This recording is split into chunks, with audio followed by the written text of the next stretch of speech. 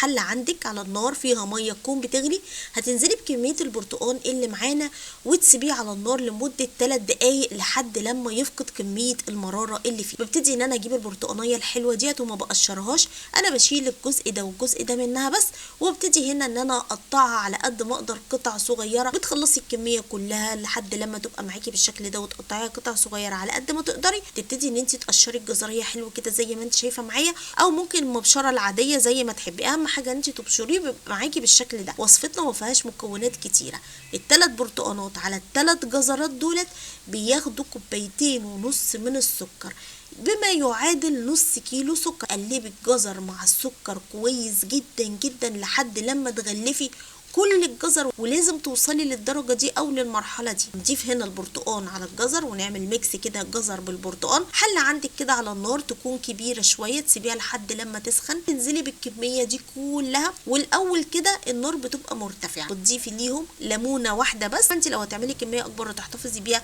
لمده سنه في الثلاجه، فانا انصحك ان انت بدل الليمونه تضيفي ربع المعلقه الصغيره ملح ليمون. النار هنا مرتفعه، بيفضل على النار مده لا تقل عن 90 دقيقه. مربى برتقان خطيره خطيره خطيره، طعمها حلو جدا جدا. عايزه اقول لكم ان هي مغذيه وجميله وبتقعد وقت كتير جدا في التلاجة، ما بتقولش لا ولا بتبوظ ولا بيجرى لها اي حاجه.